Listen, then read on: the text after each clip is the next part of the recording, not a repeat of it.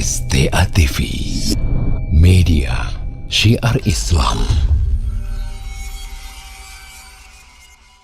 Baik, saudara-saudaraku muslimin dan muslimat, sahabat pendengar Radio Syiar Aceh 96,1 FM, ya.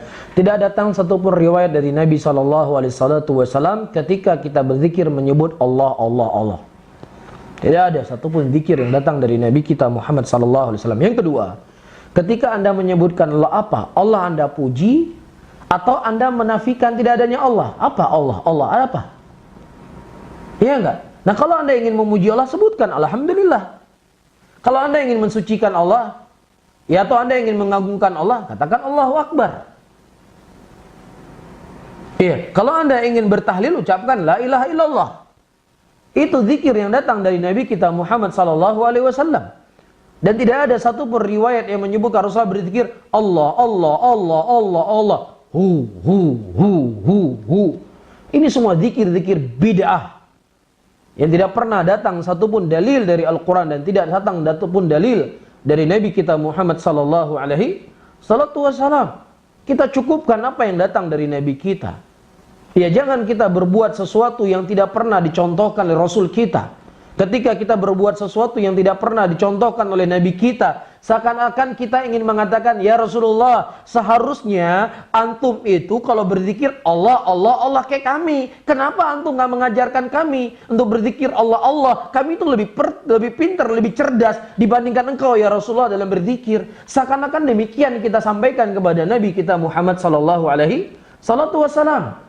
Oleh karena itu Al-Imam Malik rahimahullah, ketika beliau membawa firman Allah, Al-yawma akmaltu lakum dinakum wa atmamtu alaikum ni'mati wa raditu lakumul Islam madina. Beliau berkata, barang siapa yang seseorang berbuat sebuah bid'ah dan kemudian dia menganggap baik bid'ah tersebut, maka secara tidak langsung dia telah mengatakan Rasulullah SAW telah berkhianat, tidak membawa syariat ini dengan sempurna.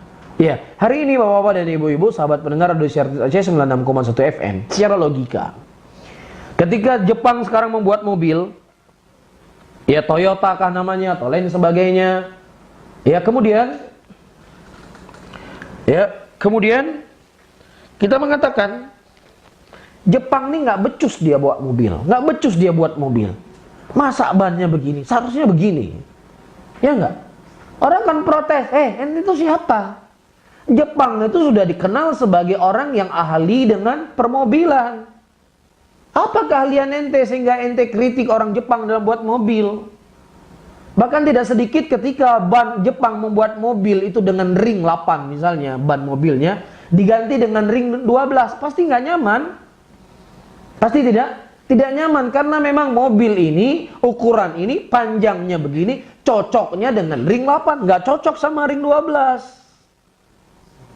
Iya, nah kita kok pinter dalam urusan dunia kita, masa protes-protes Jepang dalam buat mobil? Lah ini Rasul itu diutus oleh Allah untuk menjelaskan kepada kita gimana supaya kita beribadah sama Allah.